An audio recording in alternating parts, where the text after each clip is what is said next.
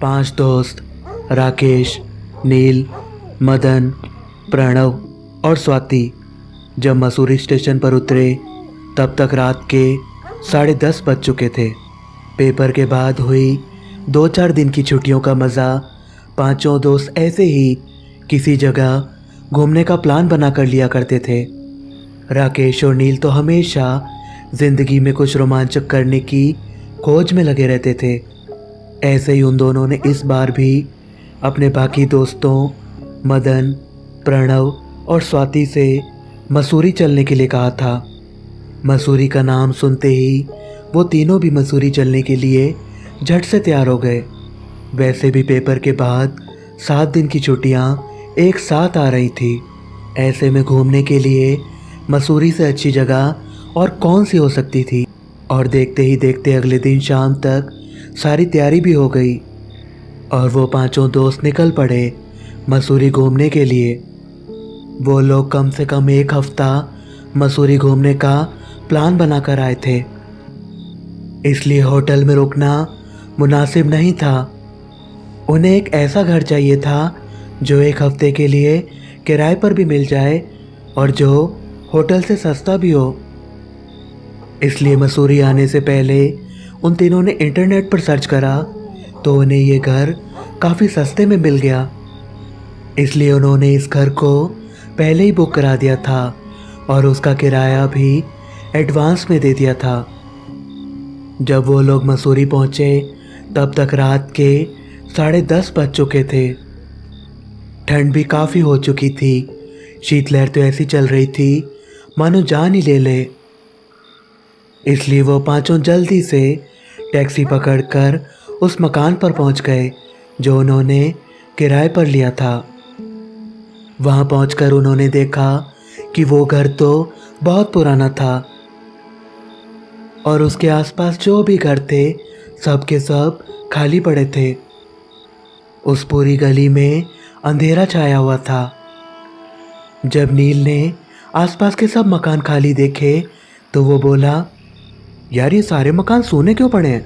यहाँ तो घूमने के लिए रोज़ हज़ारों लोग आते हैं, फिर भी ये मकान खाली पड़े हैं, चक्कर क्या है? नील की बात सुनकर मदन ने कहा, अबे तुझे क्या है, अपने को घर मिल गया ना रहने के लिए, बाकी लोगों की चिंता तू क्यों करता है? अब जल्दी से अंदर चलो, बाहर बहुत ठंड है। उसके बाद वो पांचों उस मकान में अंदर जाकर आराम करने लगे। उन्होंने तय तो ये किया था कि थोड़ा आराम करने के बाद रात को ही घूमने निकल जाएंगे, पर रात के 12:30 बज चुके थे। इसलिए प्रणव और स्वाति ने तो बाहर निकलने से साफ इनकार कर दिया। लेकिन राकेश, नील और मदन बाहर पहुंच गए और उन्होंने मसूरी की सुनसान पड़ी सड़कों पर घूमना शुरू कर दिया। घूमने फिरने के लिहाज से वो तीनों बस निकल पड़े उन गलियों की तरफ जहाँ आधे से ज़्यादा मकान बंद पड़े थे। एक अजीब सा सन्नाटा उन गलियों में बिखरा पड़ा था। ना जाने कब से बंद उन दरवाज़ों के तालों पर जंग लग चुका था। कुछ दरवाजे तो टूटकर गिरने की कगार पर खड़े थे। तीनों दोस्त बड़े ध्यान से सभी बंद घरों को देखे जा रहे थे। बीच बीच में राकेश और नील मजाक भी कर रहे थे। यहाँ नील ने कहा, यार ये तो काफ़ी बड़े बड़े घर हैं, लेकिन लगता है यहाँ सालों से कोई लौट कर नहीं आया। वहाँ राकेश ने कहा, हाँ यार, अगर पहले पता होता तो एडवांस बुकिंग नहीं कराते, यहीं आकर सीधा अंदर घुस जाते, बेकार ही किराए के पैसे खराब करे। कहकर राकेश और नील जोर जोर से हंसने लगे। तभी मदन बोला, अरे यार, मुझे तो ये कोई भूतिया घर लगते हैं, इन्हें देखकर एक अजीब सी दहशत हो रही है। फिर राकेश बोला, हाँ हो भी सकता है, अगर ऐसा हुआ तो मज़ा आने वाला है इस ट्रिप में। इतना बोलकर राकेश ने नील को एक ताली दी। मदन ने कहा, चुप करो यार, चलो निकलो यहाँ से, रूम पर चलकर आराम करें। इसके बाद वो वापस घर आने लगे। तभी रास्ते में उन्हें एक चाय की दुकान दिखी तो वो तीनों चाय की दुकान पर रुक गए। वहाँ बैठकर उन तीनों ने चाय पी और साथ में सिगरेट भी पी। जब उन्होंने चाय पी ली तो चाय वाला चाय के कप उठाने आया। तब राकेश ने उससे पूछा, भैया यहाँ इतने सारे घर बंद क्यों पड़े हैं? तब चाय वाले ने राकेश को बताया, आज से कोई 50 साल पहले यहाँ के लोगों का पड़ोस के गांव से कोई विवाद चल रहा था। जिस गली की आप बात कर रहे हो वहाँ धनराज नाम का एक किसान रहता था। धनराज ने पड़ोस के गांव में एक ज़मीन खरीदी थी। वो अपना एक मकान गांव में बनाना चाहता था, लेकिन उस गांव के कुछ बदमाश लोगों ने उसकी ज़मीन पर कब्जा कर लिया। इस बात को लेकर उन दोनों में दुश्मनी हो गई और धीरे धीरे इस दुश्मनी में पूरा मोहल्ला शामिल हो गया। मोहल्ले के सब लोग धनराज का साथ दे रहे थे। उन सब ने मिलकर कब्जा करने वालों के खिलाफ उस गांव के सरपंच से शिकायत कर दी थी। इससे कब्जा करने वाले लोग और गुस्सा हो गए। एक रात जब पूरा मोहल्ला गहरी नींद में था, तब उस गांव के लोग आए और सब घरों को बाहर से ताला लगाकर आग लगा दी। सब लोग तड़प तड़प कर अंदर ही मर गए। तब से ये घर ऐसे ही पड़े हैं। उस घटना के कारण कोई भी इन घरों को खरीदने के लिए तैयार नहीं है। चाय वाले की बात सुनकर तीनों बहुत डर गए और तुरंत वहां से निकलकर अपने मकान पर आ गए। जब वो लोग अपने उस मकान के पास पहुंचे तो राकेश और नील तो घर के अंदर चले गए, लेकिन मदन के जूते में कोई कांटा लग गया था, जिसे वो बाहर चौकी पर बैठकर निकाल रहा था। कांटा निकालने के बाद जब मदन जूता पहनकर उठने को हुआ तो उसकी नज़र सामने खाली पड़े मकान पर गई। उसने देखा कि उस मकान की पुरानी सी खिड़की में कोई औरत खड़ी थी, जो वहां खड़ी खड़ी उसे ही देख रही थी। उस औरत का चेहरा बुरी तरह जला हुआ था। ये देखकर मदन जोर से चिल्लाया, नील, राकेश। मदन की चीख सुनकर नील, राकेश, प्रणव और स्वाति बाहर आ गए। प्रणव बोला, क्या हो गया मदन, क्यों चिल्ला रहा है? वो सब बारी बारी मदन से पूछने लगे कि मदन क्या हुआ तुझे? लेकिन मदन बहुत डर गया था। उसके मुंह से आवाज़ भी नहीं निकल पा रही थी। वो बस सामने वाले खाली मकान की खिड़की की तरफ देखे जा रहा था और पसीने से पूरा भीग चुका था। मदन को इतना डरा हुआ देखकर वो सब उसे अंदर ले आए और उसे पानी पिलाया।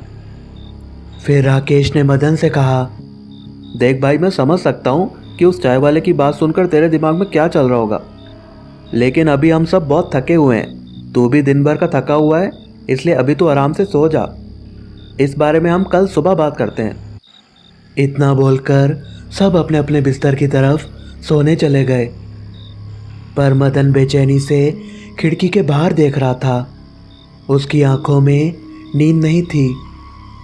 रह रहकर उसकी आंखों के सामने उसी औरत का साया आ रहा था, जो सामने बंद पड़े मकान की खिड़की पर खड़ी थी।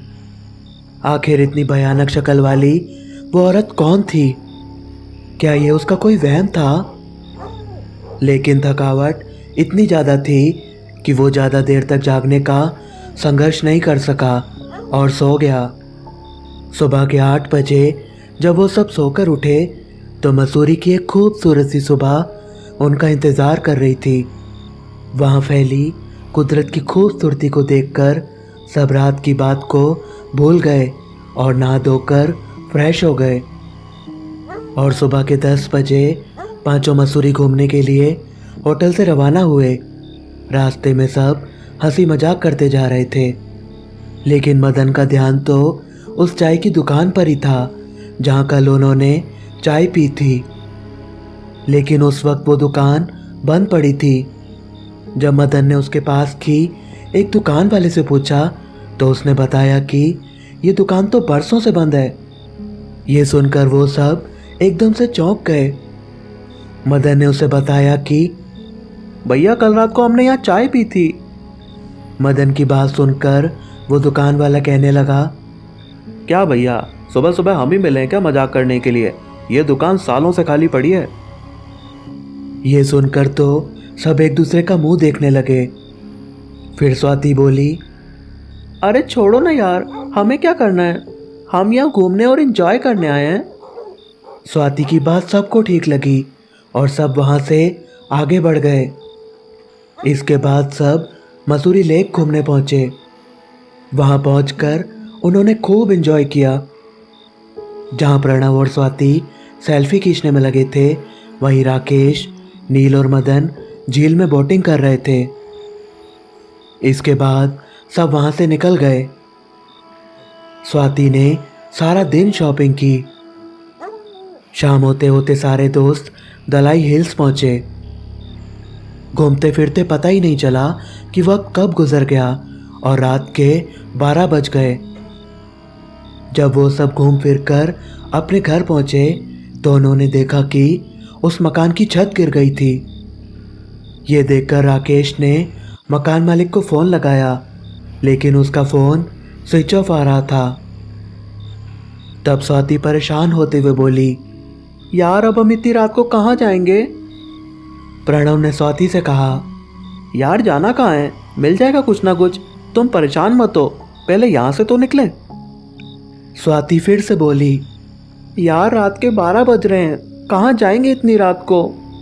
इस पर राकेश नील को गले लगाकर बोला, इसी का नाम तो रोमांच है दोस्त। फिर जैसे तैसे सबने अपना सामान टूटी छत से निकाला और वहाँ से निकल गए।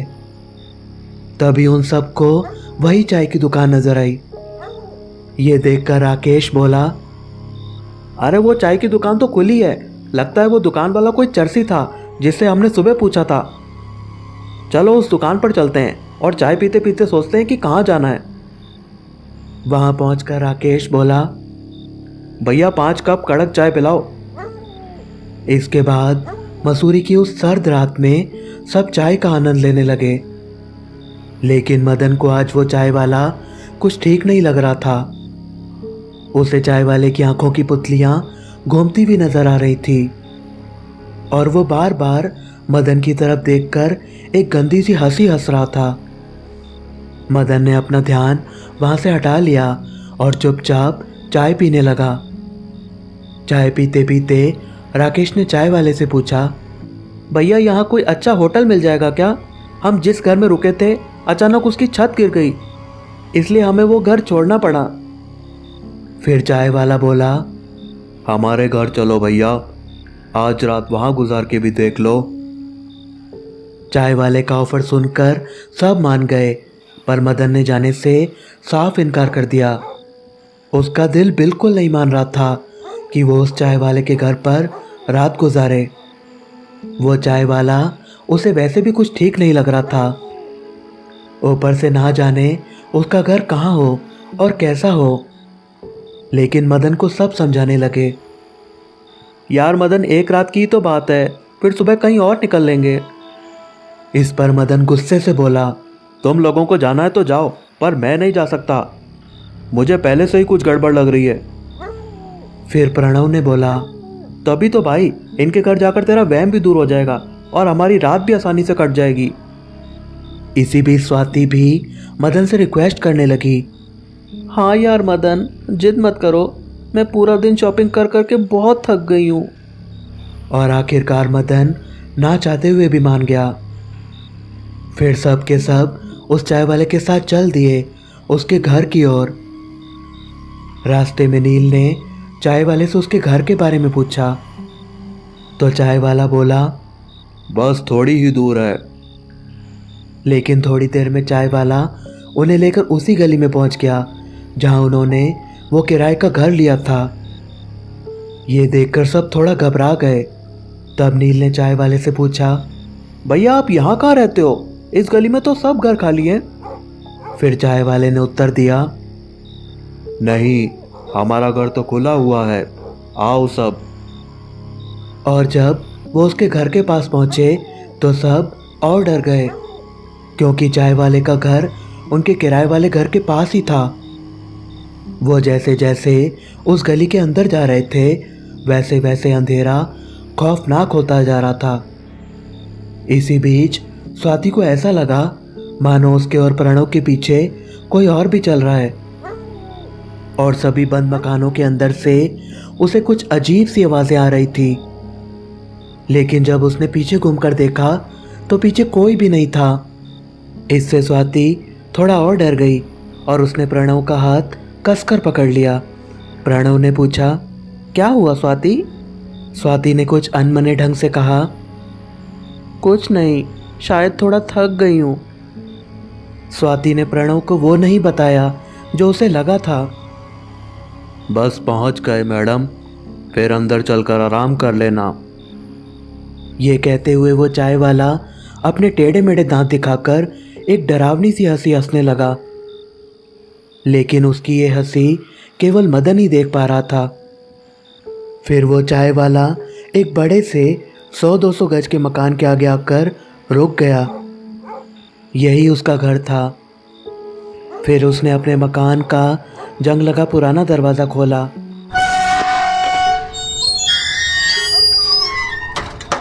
मकान के अंदर लाइट की जगह मिट्टी के दिए जल रहे थे।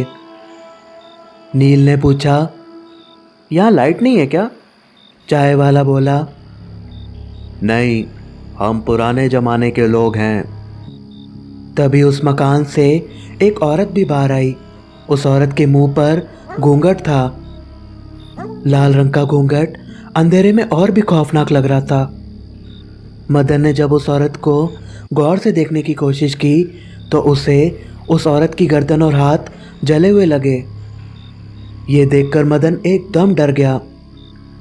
तभी चाय वाले ने उस औरत से कहा, इनको ज़रा मेहमानों का कमरा तो दिखाओ, ये आज रात यहीं रुकेंगे। चाय वाले की बात सुनकर वो औरत बोली, आओ, आपको आपका कमरा दिखा दूं। उसकी बात सुनकर सब उसके पीछे पीछे चलने लगे। घर के अंदर जाने पर चारों तरफ एक खौफनाक अंधेरा फैला था। एक विचित्र सा खौफ था उस घर में। ऐसा लग रहा था मानो वहाँ कई और लोग भी खड़े हैं और उन्हें ही देख रहे हैं। लेकिन वहाँ कई लोगों का खड़ा होना सिर्फ स्वाति और मदन को ही महसूस हुआ था। वो इस बारे में उस औरत से पूछना भी चाहते थे, मगर जब तक वो कुछ बोलते तब तक कमरा आ चुका था और वो औरत भी वहाँ से जा चुकी थी। जब वो कमरे में पहुँचे तो वो कमरा बहुत पुराना सा था। दीवारों का पेंट उखड़ा हुआ था। एक हल्की सी दुर्गंध पूरे कमरे में फैली हुई थी और एक छोटी सी पत्थर की अलमारी में एक दिया जगमगा रहा था। तभी मदन बोला, यार मैं अभी भी कह रहा हूँ कहीं और चलो, ये जगह बिल्कुल भी ठीक नहीं लग रही। फिर स्वाति ने भी सबसे कहा, मुझे भी कुछ अजीब सा डर लग रहा है। जब हम यहाँ आ रहे थे तब गली में मुझे ऐसा लगा जैसे उन बंद मकानों में से आवाज़ें आ रही हों। शायद मदन ठीक कह रहा है, हमें कहीं और चलना चाहिए। प्रणव ने पूछा, तुमने ये बात पहले क्यों नहीं बताई स्वाति? स्वाति ने सफाई दी, मैं खुद बहुत कंफ्यूज थी यार, क्या कहती। तभी राकेश ने उन सबको डांटते हुए कहा, यार तुम लोगों से थोड़ा सब्र नहीं होता क्या? वक्त देखो, रात का 1 बजने वाला है, अभी कुछ ही देर में सुबह हो जाएगी। चल यार नील, अपन दोनों छत पर चलते हैं, इन डरे हुए लोगों को यहीं पर रहने दे। ये कहकर राकेश और नील कमरे से बाहर निकल गए। उनके जाने के बाद प्रणव ने कहा, चलो स्वाति थोड़ी देर सो जाते हैं। ये कहकर प्रणव कमरे में पीछे चारपाई पर लेट गया। स्वाति भी वहीं उसके पास ही लेट गई और मदन नीचे जमीन पर बैठ गया। थोड़ी देर में प्रणव और स्वाति सो गए, पर मदन की आंखों में कहीं भी नींद का नामो निशान नहीं था। वो तो बस कमरे की दीवारों को देखे जा रहा था। उसे बार बार उस चाय वाले की वो बात याद आ रही थी कि कैसे उन लोगों ने पूरी गली को आग लगा दी थी और इतने सारे लोग जलकर अंदर ही मर गए थे। उसे ऐसा लग रहा था जैसे उस कमरे का वो गुजरा हुआ डरावना कल अभी उसके सामने शुरू हो जाएगा। और हुआ भी वही। अचानक मदन ने देखा कि कमरे के बाहर आग में झुलसी हुई एक औरत खड़ी है। उसका पूरा चेहरा और दोनों हाथ जले हुए थे। तुरंत ही वो औरत वहां से गायब हो गई। अब मदन उस कमरे में और नहीं रुक सका और वो बाहर बरामदे में आ गया। पसीने से लथपथ मदन जब बरामदे में पहुंचा तो उसने देखा कि 4-5 काली जली हुई शक्लों वाले आदमी बाहर बरामदे में घूम रहे हैं। वो घूंघट वाली औरत भी वहीं थी और पहले से भी ज़्यादा डरावनी लग रही थी। मदन को देखकर वो सब उसकी तरफ बढ़ने लगे। उसे ऐसा लग रहा था जैसे सब उसके शरीर में घुस जाएंगे और वो कुछ नहीं कर पाएगा। ये देखकर मदन जोर से चीखा। उसकी चीख सुनकर अंदर सो रहे प्रणव और स्वाति भी जाग गए और वो भागकर बाहर आए। तभी राकेश और नील भी छत से दौड़ते हुए आ गए और अचानक से सब कुछ ठीक हो गया। वो डरावने आदमी और वो घूंघट वाली औरत सब वहाँ से गायब हो गए। जब वो सब वहाँ आए तो मदन पागलों सा ज़मीन पर बैठा था। सब आकर उसे पूछने लगे, क्या हुआ मदन, तुम चीखे क्यों? लेकिन मदन कुछ नहीं बोल पा रहा था। सबने उससे पूछने की बहुत कोशिश की लेकिन वो कुछ नहीं बोल पाया। अब सबको मदन की चिंता होने लगी। स्वाति सबको डांटते हुए कहने लगी, यार तुम लोग मान क्यों नहीं रहे हो? यहाँ जरूर कुछ गड़बड़ है। हमें मदन की बात को सीरियसली लेना चाहिए था। मैं अब भी कह रही हूँ, यहाँ से चलते हैं। मदन की हालत तो देखो तुम सब। स्वाति की बात सुनकर और मदन की हालत देखकर अब सब सीरियस हो गए और उन्होंने तय किया कि यहाँ से कहीं और चलते हैं। फिर सब वहाँ से उठकर अपना अपना सामान लेने अंदर कमरे में चले गए और राकेश चाय वाले को बताने गया कि वो अभी वहाँ से जा रहे हैं। चाय वाले को ढूंढते ढूंढते राकेश एक कमरे में पहुँच गया। उस कमरे में बिल्कुल अंधेरा था। वहाँ पहले से कोई पीठ करके खड़ा था। कमरे में घुसते ही राकेश बोला, चाय वाले भैया आप हो क्या? उस आदमी ने कुछ नहीं कहा। राकेश उसके पास गया और उसके कंधे पर हाथ रखकर फिर से बोला, चाय वाले भैया आप हो क्या यहाँ? देखो हम अभी यहाँ से जा रहे हैं। हमने होटल में रूम बुक करवा लिया है, इसलिए आपको बोलने आया था। ये सुनते ही उस आदमी ने पीछे मुड़कर देखा तो राकेश को तो काटो तो खून नहीं ऐसा। उस आदमी की दोनों आंखें नहीं थी, चेहरा बिल्कुल जला हुआ था। वो एक भद्दी सी और मोटी सी आवाज में बोला, ठीक है चले जाओ।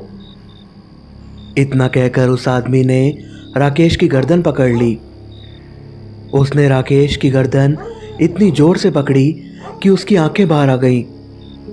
इधर सब अपना अपना सामान लेकर बाहर बरामदे में आ गए लेकिन राकेश अभी तक नहीं पहुंचा था। जब काफ़ी देर इंतज़ार करने के बाद भी राकेश नहीं आया तो नील उसे ढूंढने जाने लगा। तभी राकेश बाहर आ गया। नील ने उससे पूछा, तू ठीक तो है ना? कहाँ रह गया था? राकेश कुछ नहीं बोला, बस अपना सिर हिला दिया। नील ने फिर पूछा, बोला है ना चाय वाले भैया को कि हम जा रहे हैं? राकेश ने नील को घूरते हुए कहा, हाँ बोल आया। फिर सबने अपने अपने बैग उठा लिए और नील बोला, चलो यहाँ से निकलते हैं। लेकिन जैसे ही उन्होंने बाहर निकलना चाहा तो बाहर बरामदे में एकदम से बहुत सारे डरावनी शक्लों वाले लोग आ गए। वो सब डरावनी शक्लें उनकी तरफ बढ़ने लगी। ऐसा लगा जैसे पूरा बरामदा भूतों के हुजूम से भर गया हो। ये देखकर मदन, स्वाति और प्रणव जोर से चिल्लाए और भागने लगे। इधर नील ने राकेश का हाथ पकड़कर उसे चलने के लिए कहा तो राकेश ने पूरी ताकत से नील को दीवार की तरफ धकेल दिया। ये देखकर सब चिल्लाने लगे और उन्होंने नील को उठाया। प्रणव ने राकेश को बोला, ये क्या कर रहा है तू? लेकिन राकेश की आंखें सफ़ेद हो गई थी। अचानक उसके गले से एक साथ दो आवाज़ें निकली और वो बोला, चले जाओ यहाँ से। मतलब राकेश भी उनकी तरह एक भूत बन चुका था। ये देखकर सब अपनी जान बचाने के लिए दरवाजे की तरफ भागे। सब ने दरवाज़ा खोला और भागते भागते सड़क पर आ गए। बाहर आकर वो एक बंद घर के पास हाँफते हाँफते रुक गए। वहाँ रुकते ही मदन चिल्लाते हुए बोला, मैंने कहा था ना कि इस घर में कोई गड़बड़ है, मगर मेरी बात किसी ने नहीं मानी। अब भुगतो। नील तो थक कर उस बंद मकान की चौकी पर बैठ गया और बोला, हाँ, अब मैं और नहीं भाग सकता, मैं बहुत थक गया हूँ। लेकिन जैसे ही वो वहाँ बैठा तो उस बंद मकान से रोने और चीखने की आवाज़ें आने लगी। वो तुरंत वहाँ से उठा तो उन्होंने देखा कि उस मकान का दरवाज़ा अपने आप खुल गया और अंदर एक खौफनाक काला साया खड़ा था।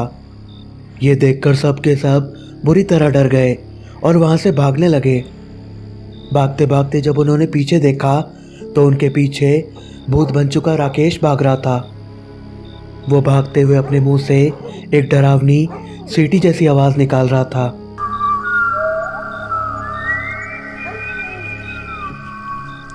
छोटी छोटी गलियों में से भागते हुए चारों दोस्त एक और खाली मकान में पहुंचे। जब वो और गलियों में से भाग रहे थे तो उन्होंने देखा कि बाकी गलियां भी वैसी ही वीरान पड़ी हैं। वहां पहुंचकर उन्होंने जब पीछे मुड़कर देखा तो पीछे अब कोई नहीं था। स्वाति ने रोते हुए कहा, ऐसे तो हम सब मारे जाएंगे।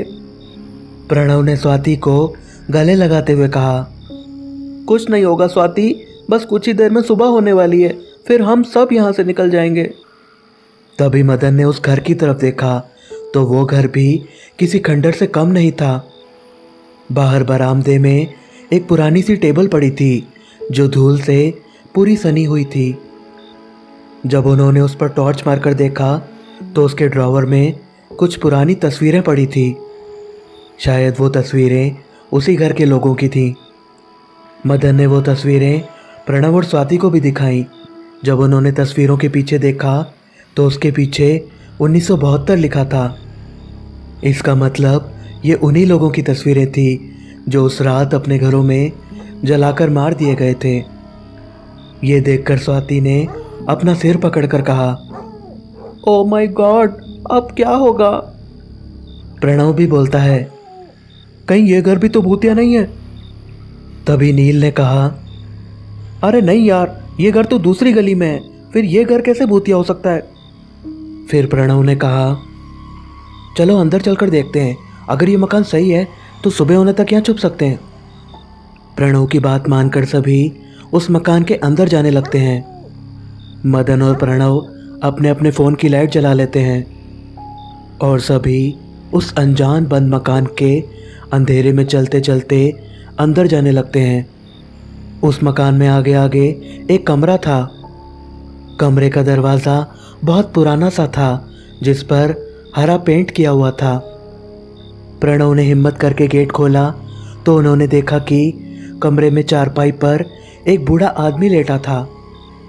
उसे देखकर प्रणव बोला, यार ये कौन है, इस बंद मकान में ये आदमी कहाँ से आया। प्रणव उसे देखने के लिए आगे जाने लगा कि अंदर कौन लेटा हुआ है, लेकिन स्वाति, मदन और नील उसे रोकने लगे। प्रणव आगे मत जाओ प्लीज। प्रणव ने कहा, अरे एक मिनट देखने तो दो कौन है। प्रणव ने आगे बढ़कर उस लेटे आदमी के चेहरे पर टॉर्च मारी तो उन्होंने जो देखा वो क्या बताऊं। उस बूढ़े आदमी की आंखें और मुंह एकदम खुला हुआ था, चेहरा बिल्कुल जला हुआ था। तभी मदन उस बूढ़े को देखकर बोला, अरे ये आदमी तो बाहर उस तस्वीर में भी है। ये सुनते ही सबके होश उड़ गए। स्वाति तो जोर जोर से रोने लगी। उनके सामने 50 साल पहले जलकर मर चुके एक आदमी की लाश पड़ी थी। अब वो सब डर से थरथर कांपने लगे थे। उन्हें लग रहा था जैसे वो यहाँ से कभी निकल ही नहीं पाएंगे।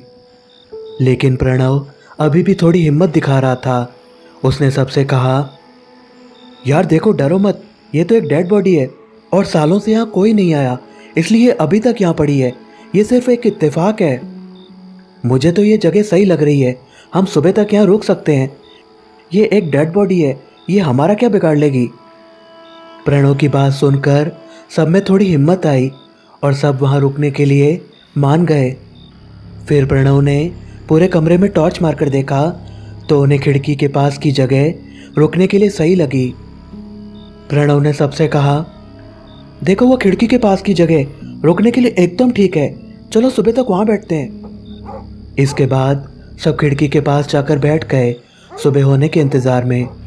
चारों डरते डरते एक अंधेरे कोने में बैठे थे और उनके सामने एक 50 साल पुरानी लाश चारपाई पर पड़ी थी। अगले ही पल क्या हो जाए ये अब उनमें से कोई नहीं जानता था। स्वाति तो बिना पलक झपकाए उस बूढ़े की लाश को देखे जा रही थी। वहाँ बैठे बैठे थोड़ी देर में मदन, नील और प्रणव को नींद आ गई, लेकिन स्वाति डर के मारे आंख भी नहीं झपक रही थी। स्वाति बैठी बैठी बस उस बूढ़े की लाश को देखे जा रही थी कि अचानक से उसे अपने हाथ की उंगली में जलन सी होने लगी। जब उसने मोबाइल की लाइट में देखा तो उसकी एक उंगली से खून निकल रहा था। उसने सोचा कि शायद भागते समय कहीं से लग गई होगी और उसने वो उंगली अपने मुंह में ले ली जिससे खून निकलना बंद हो जाए। स्वाति अकेली वहाँ जाग रही थी। तभी उसे ऐसा लगा जैसे कमरे में किसी के फुसफुसाने की आवाज़ें आ रही हैं।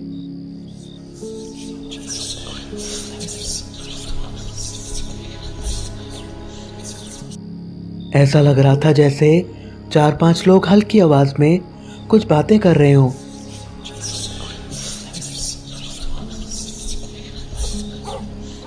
स्वाति ने उन तीनों को उठाया। मदन, नील, तुम्हें कुछ आवाज़ आ रही है क्या? उन तीनों ने उठकर देखा तो उन्हें भी वो फुसफुसाने की आवाज़ें साफ आ रही थी। प्रणव ने पूरे कमरे में लाइट मारकर देखा, पर उस पूरे कमरे में कोई भी नहीं था। डर के मारे सबने एक दूसरे के हाथ पकड़ लिए थे। प्रणव अभी भी सबको हिम्मत दे रहा था। यार डरो मत, देखो रात के 3:30 हो गए हैं, सुबह होने में सिर्फ आधा घंटा बाकी है। प्रणव ये बात बोल ही रहा था कि अचानक उस मकान में तेज गुस्से से भरी एक गुर्राहट सुनाई दी। साथ ही तेज हवाएं चलने लगी जिससे उस खंडर मकान की खिड़कियां और दरवाजे बजने लगे। प्रणव खड़ा होकर देखने लगा कि वो आवाज़ किस तरफ से आई है। देखकर जब वो वापस पीछे मुड़ा तो उसने देखा कि स्वाति ज़मीन पर बेहोश पड़ी थी। प्रणव घबराकर बोला, स्वाति आंखें खोलो, क्या हुआ तुम्हें? सब स्वाति को उठाने की कोशिश करने लगे। प्रणव अंधेरे में बैग से पानी की बोतल ढूंढने लगा। बैग से पानी की बोतल निकालकर उसने स्वाति के मुंह पर छींटे मारे। पानी की छींटे मारते ही स्वाति होश में आई और रोते हुए सबसे कहने लगी, यार यहाँ से बाहर चलो प्लीज़, नहीं तो मैं मर जाऊंगी, प्लीज़ यहाँ से बाहर चलो। स्वाति की बात मानकर सब वहाँ से बाहर भागे। वो जैसे ही उस मकान से बाहर आए तो उस मकान का गेट अपने आप बंद हो गया। प्रणव ने चिल्लाते हुए कहा, आवाज़ों पर ध्यान मत दो, भागो यहाँ से। वो जहाँ जहाँ भागते जा रहे थे वहाँ वहाँ नीचे ज़मीन से सड़े गले हाथ निकलकर उन्हें पकड़ने की कोशिश कर रहे थे और आखिरकार एक सड़े गले हाथ ने स्वाति का पैर पकड़ लिया। स्वाति जोर से चिल्लाई। ये देखकर प्रणव ने सड़क से एक पत्थर उठाकर उस हाथ पर 3-4 बार मारा तो वो हाथ छूट गया। फिर प्रणव ने स्वाति को सहारा देकर उठाया और वो फिर से भागने लगे।